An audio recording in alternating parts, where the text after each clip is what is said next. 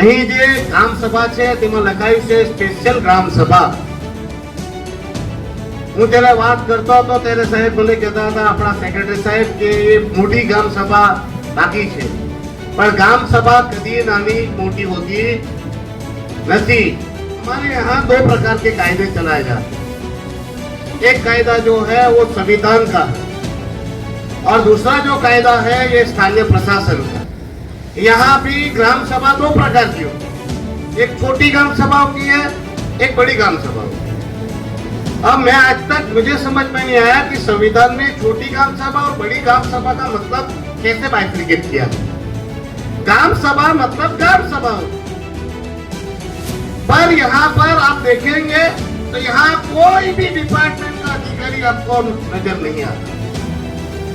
यहाँ ना कलेक्टर आता है, ना जिला पंचायत के सीओ आते हैं, यहाँ तक कि यहाँ पर बीडीओ से लेकर मामलेदार सब यहाँ पर एक ही कार्यक्रम में जाते हैं जहाँ हमारे प्रशासक दिए जाते हैं. और यहाँ जो है वो जनता का कोई महत्व नहीं. गांधी जी के तो विचार थे.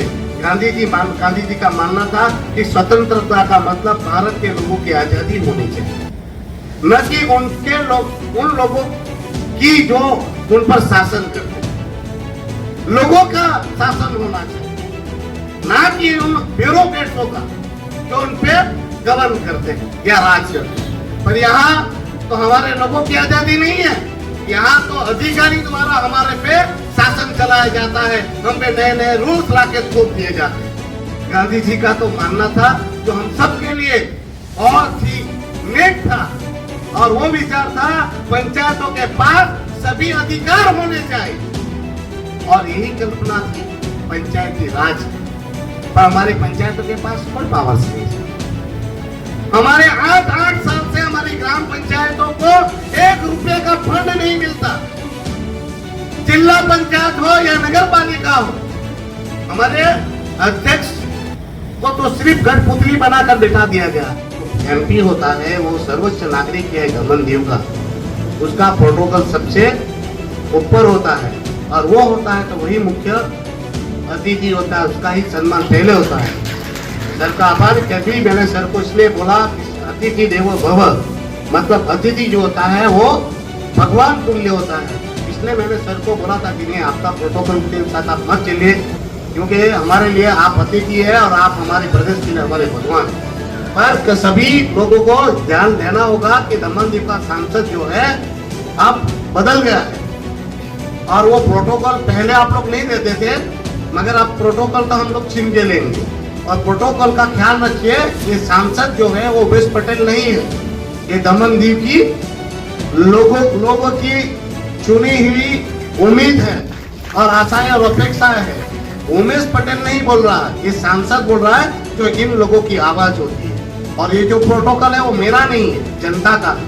तो ये प्रोटोकॉल का हमेशा से ख्याल रखें. और ये माध्यम से आपके माध्यम से मैं अधिकारी को भी बताना चाहता हूँ कि ग्राम सभाएं छोटी बड़ी नहीं होती. अब हर ग्राम सभा में हर एक अधिकारी को उपस्थित रहना होगा और जो भी योजनाएं हैं और जो शिकायतें हैं उसको सॉल्व करना होगा. नहीं तो आप लोगों की ड्यूटी एसी में बैठकर गाड़ी घोड़ा लेके घूमने तक की नहीं है. अगर आपसे काम नहीं होगा तो आपको यहाँ से कैसे भगाना है वो भी हमें आता है. अभी मैं थोड़ा नया हूँ तो आप लोग ऐसा मत सोचिए कि नया है इसलिए समझ में नहीं आ रहा है, पर समझ में जल्दी जाता हूँ. और अधिकारी भी अपनी अपनी जवाबदेही समझे, क्योंकि उनको जो पगार भारत सरकार द्वारा दी जाती है वो हमारी सेवा के लिए है, हम पे राज करने के लिए और हम पर नियम थोपने के लिए नहीं है. तो मैं आपके माध्यम से ये वीडियो के माध्यम से अधिकारी को भी कहना चाहता हूँ अगली ग्राम सभा में हर एक अधिकारी अपने डिपार्टमेंट से यहाँ उपस्थित रहे, अन्यथा आप लोगों को वापस की रिटर्न टिकट भेजने का हमें भी आता है.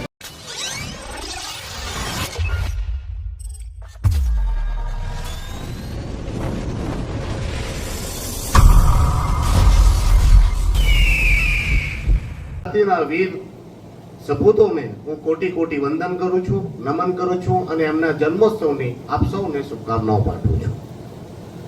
અહીં 2 ઓક્ટોબરના ગ્રામ સભા અને સ્પેશિયલ ગ્રામ સભાના ઉપલક્ષમાં ઉપસ્થિત पंचायती राजना डिप्यूटी सेक्रेटरी अरुण कुमार मिश्रा जी, जिला पंचायतना अध्यक्षा बेन जागृति बेन, अहीना पंचायतना प्रमुख स्थान में आजना ग्राम सभा सरपंच अंकिताबेन जी, जिला पंचायतना वाइस प्रेसिडेंट मारा मित्र बाबूभाई, डिप्यूटी सरपंच संतोषभाई, प्रमोदभाई તેમજ વિવિધ વિભાગથી આવેલા ઓફિસરગણ, અહીં ઉપસ્થિત મારા ગામના વડીલો, માતાઓ, બહેનો, યુવાન મિત્રો, અહીં જે ગ્રામ સભા છે તેમાં લખાયું છે સ્પેશિયલ ગ્રામ સભા. હું જ્યારે વાત કરતો હતો ત્યારે સાહેબ મને કહેતા હતા આપણા સેક્રેટરી સાહેબ કે એ મોટી ગ્રામ સભા બાકી છે, પણ ગ્રામ સભા કદી નાની મોટી હોતી નથી. પણ હવે તમને હું તકલીફ થશે, પણ હું જરા હિન્દીમાં એટલે બોલવા માંગુ છું કે અહીં જે સાહેબ આવેલા છે પંચાયતી રાજના ડેપ્યુટી સેક્રેટરી, તેને આપણી બધાની તકલીફ સમજવા પડે, કેમ કે તમને તો બધી તકલીફ ખબર છે જ. तो सर मैं गुजराती में इसलिए बोल रहा था कि थोड़ा इनको समझा. यहाँ हमारे यहाँ दो प्रकार के कायदे चलाए जाते हैं. एक कायदा जो है वो संविधान का है और दूसरा जो कायदा है ये स्थानीय प्रशासन का. यहाँ भी ग्राम सभा दो प्रकार की होती है, एक छोटी ग्राम सभा होती है, एक बड़ी ग्राम सभा होती है. अब मैं आज तक मुझे समझ में नहीं आया कि संविधान में छोटी ग्राम सभा और बड़ी ग्राम सभा का मतलब कैसे बाइफरकेट किया गया. ग्राम सभा मतलब ग्राम सभा होती. ग्राम सभा में सारे लोगों के विचार, लोगों के काम, लोगों को जो भी स्कीम या जो स्कीम के बारे में जानकारी या नई नई योजनाओं की जानकारी या हमारी समस्याओं का समाधान के लिए हमें क्या चाहिए, उसके लिए यहाँ ग्राम सभा में हमें बात चर्चा रखनी होती है और सर्वमान्य जो बातें होती है, जो डिस्कस नहीं करता, उस पर रिजर्वेशन लेना होता है. पर यहाँ पर आप देखेंगे तो यहाँ कोई भी डिपार्टमेंट का अधिकारी आपको नजर नहीं आता. यहाँ ना कलेक्टर आता है, ना जिला पंचायत के सीईओ आते हैं, यहाँ तक कि यहाँ पर बीडीओ से लेकर मामलेदार सब यहाँ पर एक ही कार्यक्रम में जाते हैं जहाँ हमारे प्रशासक जी जाते हैं. और यहाँ जो है वो जनता का कोई महत्व नहीं है. यहाँ महत्व है तो सिर्फ और सिर्फ कुछ लोगों का. तो आपको ये अनुसंधान में कुछ बातें मैं कहना चाहता हूँ सर. ये जो पंचायती राज है आपसे बेहतर और कौन जान सकता है. 1992 में 73 संविधान संशोधन अधिनियम भारत के संविधान का भाग 9 में शामिल किया गया. इसने भारतीय संविधान के अनुच्छेद 40 को आकार और संरचना प्रदान की. ये देश की जमीनी इकाई में अधिक लोकतांत्रिक निकाय प्रदान करने की दिशा में सरकार द्वारा उठाए गए सबसे महत्वपूर्ण कदम में से एक था. ग्राम सभा और ग्राम पंचायत त्रिस्तरीय संरचना 73वें संशोधन अधिनियम में दो तरह के प्रावधान, ये प्रावधान है स्वैच्छिक प्रावधान और अनिवार्य प्रावधान. स्वैच्छिक प्रावधान राज्य सरकारों की स्वतंत्रता की ओर इशारा करते हैं, जबकि अनिवार्य प्रावधान राज्य कानूनों के साथ जुड़े हुए. उसका निष्कर्ष क्या था? भारतीय प्रशासनिक व्यवस्था में ग्रामीण विकास के लिए त्रिस्तरीय संरचना को व्यापक रूप से पंचायती राज के रूप में जाना जाता है. इस संरचना में ग्राम पंचायत, पंचायती समिति, जिला परिषद शामिल है. पंचायती व्यवस्था के पीछे मूल विचार महात्मा गांधी के सिद्धांतों का था और उनके आदर्शों से आया है. भारतीय संविधान का अनुच्छेद 40 जो भारतीय नीति का एक निर्देशन सिद्धांत भी है, देश में पंचायती व्यवस्था के महत्वपूर्ण संबंधित है. 92 में जो 73वां संविधान संशोधित अधिनियम भारतीय संविधान के भाग 9 में शामिल किया गया था, इसने भारतीय संविधान के अनुच्छेद 40 को आकार और संरचना प्रदान की. देश में पंचायती राज की व्यवस्था को विचार पूरी तरह से स्वतंत्र भारत के आदर्शों पर ही आधारित नहीं था. सदियों से देश में राजनीति की सबसे प्रमुख प्रणालियों में से एक पंचायती व्यवस्था हमारे भारत में रही. महात्मा गांधी जी ने पंचायती राज को सरकार की केंद्रीकृत रूप माना था। उन्होंने पंचायती राज को ग्राम साम्राज्य या ग्राम स्वशासन कहा था। गांधी जी के मुताबिक पंचायती राज व्यवस्था में ग्राम के वयस्क 5 लोगों की एक परिषद भी होनी चाहिए। पर यहां क्या हो रहा? गांधी जी ने तो यहां तक कहा था कि पंचायत राज जब तक सक्षम नहीं होगी तब तक राष्ट्र का विकास नहीं होगा। गांधी जी के तो विचार थे। गांधी जी का मानना था कि स्वतंत्रता का मतलब भारत के लोगों की आजादी होनी चाहिए, न कि उन लोगों की जो उन पर शासन करते हैं। लोगों का शासन होना चाहिए, ना कि उन ब्यूरोक्रेट्सों का जो उन पे गवर्न करते हैं या राज करते हैं। पर यहाँ तो हमारे लोगों की आजादी नहीं है। यहाँ तो अधिकारी द्वारा हमारे पे शासन चलाया जाता है, हम पे नए नए रूल्स लाके थोप दिए जाते हैं। गांधी जी ने कहा था कि स्वतंत्रता की नीचे से ही शुरू होनी चाहिए। स्वतंत्रता नीचे से शुरू होनी चाहिए। आखिरी पायदान पे जो व्यक्ति खड़ा है वो रहता है, उसका विकास होना चाहिए। जब उसका विकास होगा तो राष्ट्र का विकास होगा। गांधी जी का तो मानना था जो हम सब के लिए बहुत ही नेक था, और वो विचार था पंचायतों के पास सभी अधिकार होने चाहिए, और यही कल्पना थी पंचायती राज की। पर हमारी पंचायतों के पास कोई पावर्स नहीं है। हमारे 8 साल से हमारी ग्राम पंचायतों को 1 रुपये का फंड नहीं मिलता। जिला पंचायत हो या नगर पालिका हो, हमारे अध्यक्ष को तो सिर्फ कठपुतली बनाकर बिठा दिया गया है। सीओ उन पे हावी है। सीओ आज फील्ड में जाता है और हमारे प्रेसिडेंटों को पूछता तक नहीं है। ग्राम पंचायत है, जिला पंचायत है, नगर पालिका है, उनके पास पावर्स ही नहीं है। तो पंचायत है, जिला पंचायत है, नगर पालिका है, गांव का विकास कैसे करेगी जब स्वराज्य संस्थाओं के पास ही पावर्स नहीं है? तो गांव का विकास कैसे होगा? आपको एक हैरानी करने की बात बताता हूं सर। यहां तो सफाई करने का पावर भी हमारे पंचायतों के पास नहीं है। उसके लिए ट्रैक्टर हमारे,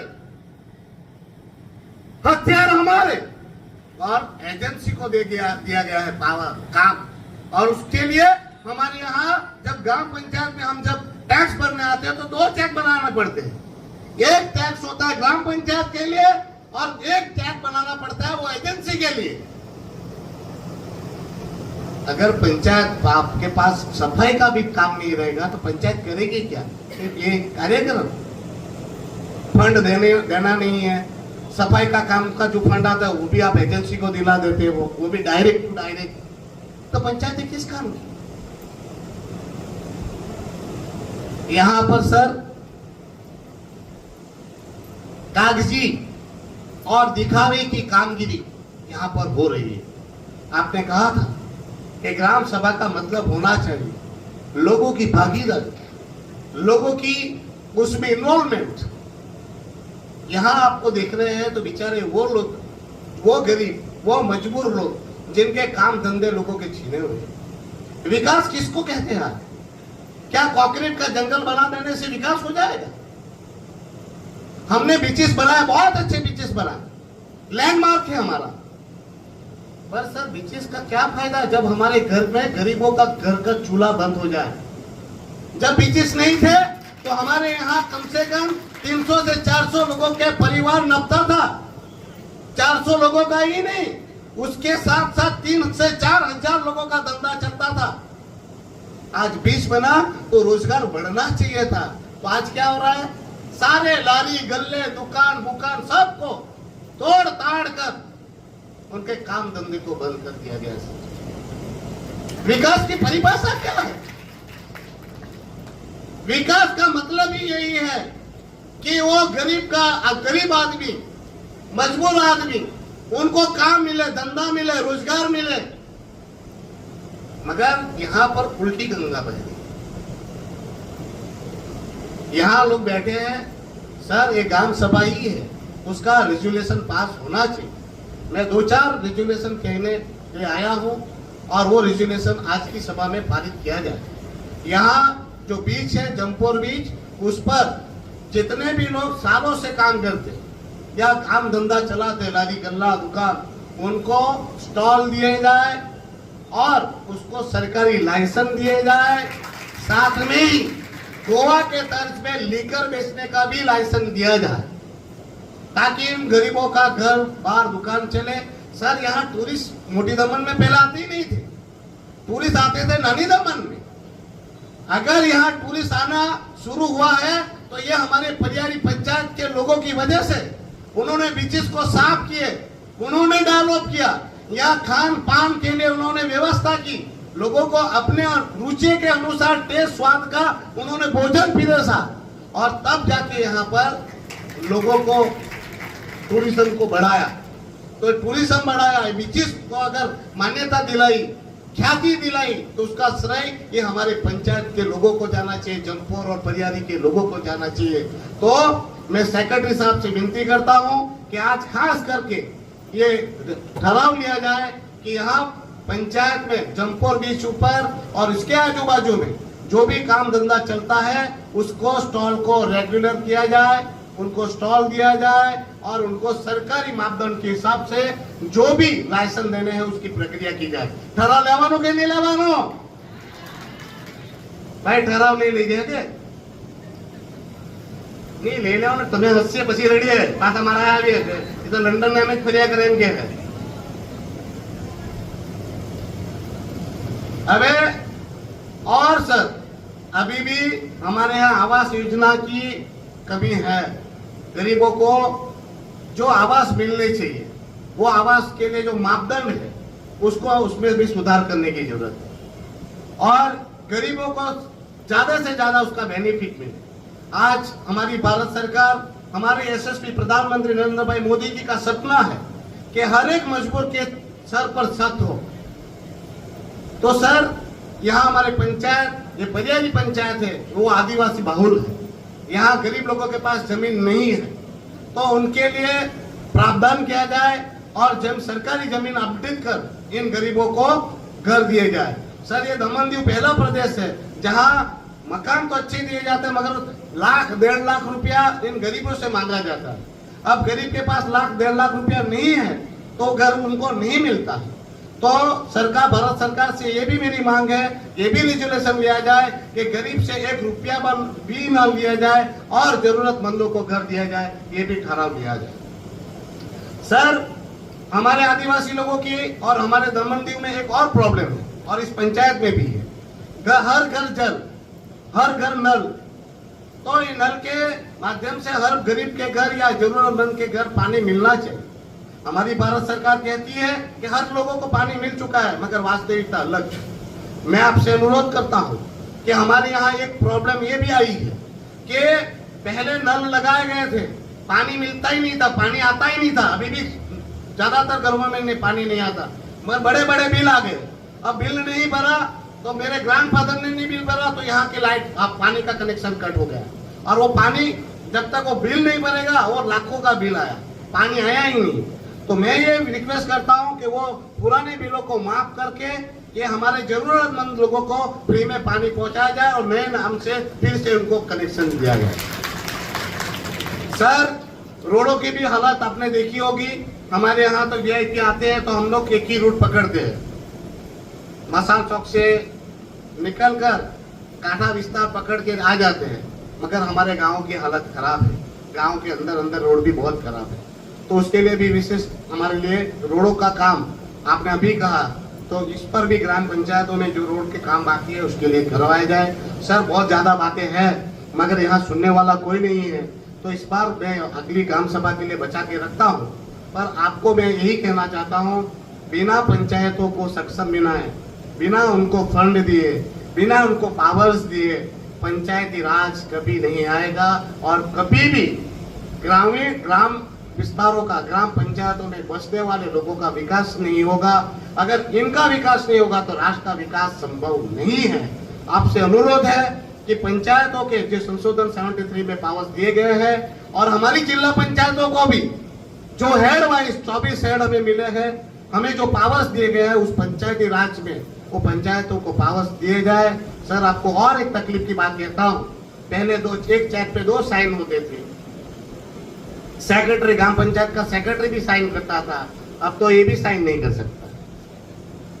तो आपसे अनुरोध है कि ग्राम पंचायत में जो मिले पावर्स है उनको वापस रिस्टोर करें और पंचायती राज को सक्षम बनाने के लिए पहल करें। मैं जानता हूं कि यहाँ के अधिकारियों को और यहाँ के लोगों को प्रोटोकॉल नहीं पता है, आपका धन्यवाद।